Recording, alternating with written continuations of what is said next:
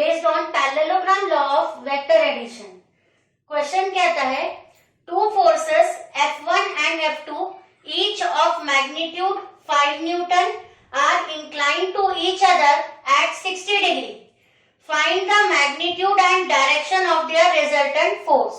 बच्चों हमें दो फोर्सेस दिए हुए हैं F1 और F2 और दोनों के बीच का जो एंगल है बच्चों वो है 60 डिग्री. ठीक है, तो इसको आप मान लीजिए फर्स्ट फोर्स. ठीक है, फोर्स एक वेक्टर क्वांटिटी है F1. ठीक है, और ये है आपका सेकेंड वेक्टर F2. ठीक है, दोनों के बीच में एंगल है कितना 60 डिग्री का. ठीक है, अब क्वेश्चन में लिखा है कि हमें इन दोनों का रिजल्टेंट निकालना होगा. ठीक है, क्या निकालना होगा? इन दोनों का रिजल्टेंट वेक्टर. रिजल्टेंट वेक्टर मतलब ऐसा वेक्टर जो इन दोनों का कंबाइंड इफेक्ट रिप्रेजेंट करे. ठीक है, तो बच्चों हमने पैरेललोग्राम के मेथड से पता किया है कि किस तरीके से हम पैरेललोग्राम को कंप्लीट करके उसके डायगोनल की मदद से इसका रिजल्टेंट निकाल पाएंगे. ठीक है, तो हमको पता लगाना है उस रिजल्टेंट वेक्टर का मैग्नीट्यूड और साथ साथ डायरेक्शन. ठीक है, मतलब इन दोनों का कहीं तो भी रिजल्टेंट होगा. इस तरीके से पहले हम पैरेललोग्राम कंप्लीट कर लेंगे. ठीक है, ये हमने पैरेललोग्राम कंप्लीट कर लिया बच्चों. ये हो जाएगा आपका फिर से वेक्टर F1, ये हो जाएगा आपका वेक्टर F2 और यहाँ पर आप देख सकते हो बच्चों ये जो डायगोनल है वो होगा resultant vector of F1 and F2. ठीक है, सो ये एंगल आपको मालूम है, ये एंगल आपको दिया हुआ है थीटा. ठीक है, ये थीटा आपको दिया हुआ है 60 डिग्री. तो 60 डिग्री क्या है? 60 degree is angle made by vector F1 with vector F2. ठीक है, और हमको क्या पता लगाना है? रिजल्टेंट. सो रिजल्टेंट आपको दिख रहा है, resultant is represented in this manner.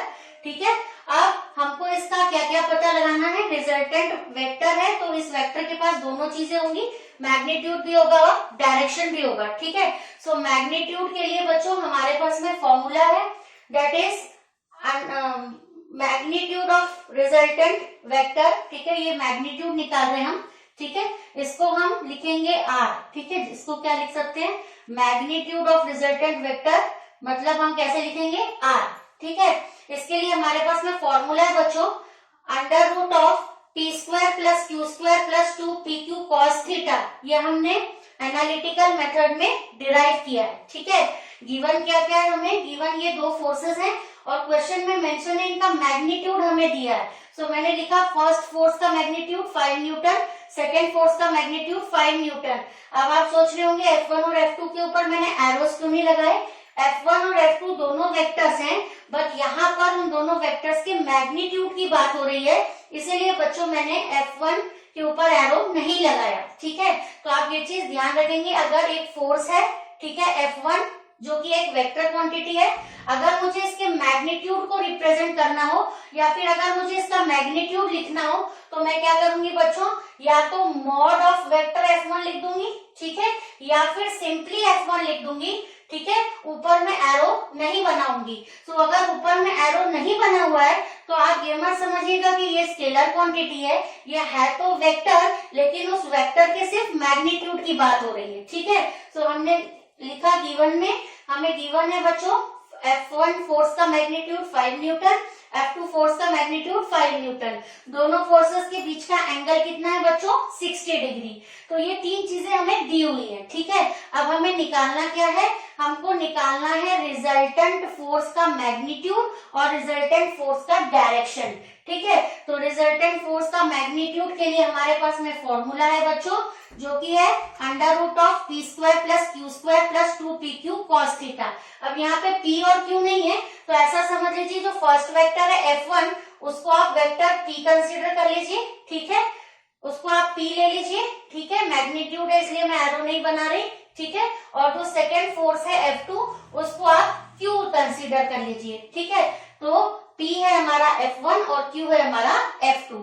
ठीक है, अब डायरेक्शन के लिए क्या फॉर्मूला हमने पढ़ा था? डायरेक्शन देखिए ये रिजल्टेंट है, रिजल्टेंट फोर्स F1 के साथ कुछ एंगल बनाता है. ठीक है, कितना एंगल बनाता है? अल्फा. तो अल्फा का हमने फॉर्मूला स्टडी किया था. अल्फा होता है बच्चों tan inverse of q sin theta upon p plus q cos theta. ठीक है, तो इन दोनों फॉर्मूले से हम रिजल्टेंट फोर्स का मैग्नीट्यूड और डायरेक्शन कैलकुलेट कर पाएंगे। ठीक है बच्चों, तो स्टार्ट करते हैं कैलकुलेशन। कैलकुलेशन में सबसे पहला कैलकुलेशन है हमारा मैग्नीट्यूड ऑफ रिजल्टेंट वेक्टर का। तो मैग्नीट्यूड ऑफ रिजल्टेंट वेक्टर को मैंने लिखा r। ठीक है, अब हम क्या करेंगे, p के जगह f1 लिखेंगे, q के जगह f2 लिखेंगे। तो p स्क्वायर के जगह मैंने लिखा f1 स्क्वायर, q स्क्वायर के जगह मैंने लिखा f2 square plus 2f1 f2 cos theta. ठीक है, तो यहाँ पे मैंने p के जगह f1 और q के जगह f2 लिख के ये फॉर्मूला बना लिया। ठीक है, अब f1 की वैल्यू कितनी है बच्चों, 5 न्यूटन। सो यहाँ पे f1 स्क्वायर है तो मैंने लिखा 5 स्क्वायर प्लस के जगह प्लस f2 का वैल्यू अगेन कितना है 5 न्यूटन, पर यहाँ पर f2 स्क्वायर है तो मैंने यहाँ पे 5 स्क्वायर लिखा। ठीक है, फिर प्लस 2 के जगह 2 लिखा, f1 f2 दोनों का वैल्यू कितना है 5, तो f2 इंटू f1 का वैल्यू 5, f2 का वैल्यू 5 और ये हो जाएगा आपका cos theta. Theta is angle between vector f1 and vector f2 जो कि कितना है 60, तो मैंने यहाँ पे लिखा cos 60। ठीक है बच्चों, अब देखिए 5 स्क्वायर हो जाएगा 25, अगेन 5 स्क्वायर हो जाएगा 25। ठीक है, अब यहाँ पर cos 60 कितना होता है बच्चों, cos 60 होता है 1/2। ठीक है, तो यहाँ पर आप देखेंगे cos 60 की जगह अगर मैं 1/2 लिखूंगी तो क्या आ जाएगा 2 इंटू 5 इंटू 5 इंटू 1/2। ठीक है, तो ये वाला 2 और 2 कट हो जाएगा तो कितना बचेगा 5 इंटू 5 कितना होगा 25। ठीक है, तो 25 प्लस 25 प्लस 25 होता है बच्चों 75। अब रूट 75 को मैंने इस तरीके से सॉल्व किया 25 इंटू 3। ठीक है, तो रूट के अंदर मैंने लिखा 75 के जगह 25 इंटू 3, 25 का स्क्वायर रूट होता है 5 और साथ में लिखा रूट 3। ठीक है, रूट 3 की वैल्यू होती है बच्चों, रूट 3 की वैल्यू होती है 1.732। ठीक है, 1.732। तो मैंने क्या किया बच्चों, 5 को मल्टीप्लाई किया 1.732 से तो मुझे मिला 8.66 न्यूटन। ठीक है, तो हमने दो फोर्सेस कंसीडर किए F1 और F2, इन दोनों का जो रिजल्टेंट होगा उसका मैग्नीट्यूड कितना होगा बच्चों 8.66 न्यूटन। तो ये था क्वेश्चन का फर्स्ट पार्ट जिसमें हमने कैलकुलेट किया कि किस तरीके से हम रिजल्टेंट फोर्स का मैग्नीट्यूड निकालेंगे।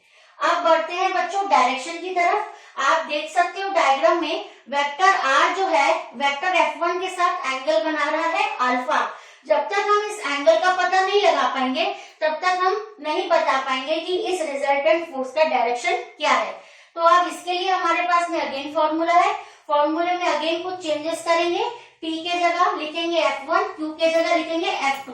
तो देखिए मैंने क्या किया बच्चों, alpha is equal to tan inverse as it is लिखा, Q के जगह मैंने लिखा F2 sin theta as it is लिखा, उसके बाद P के जगह मैंने लिखा बच्चों F1, Q के जगह लिखा F2 cos थीटा। ठीक है, अब थीटा की वैल्यूज हम सब्स्टिट्यूट करेंगे तो हो जाएगा formula alpha is equal to tan inverse F2 sin 60 upon F1 plus F2 cos 60। ठीक है बच्चों, अब इसके बाद नेक्स्ट स्टेप में हमने लिखा alpha is equal to tan inverse F2 का वैल्यू बच्चों हमने पुट किया जो कि कितना है 5 इंटू साइन 60 होता है बच्चों √3/2। ठीक है, सो साइन 60 की वैल्यू हमने सब्स्टिट्यूट करी दैट इज √3/2 अपॉन डिनोमिनेटर में क्या है F1 की वैल्यू है 5, आगे प्लस की जगह प्लस लिखा एज इट इज, F2 का वैल्यू अगेन 5 है, cos 60 हाफ होता है तो cos 60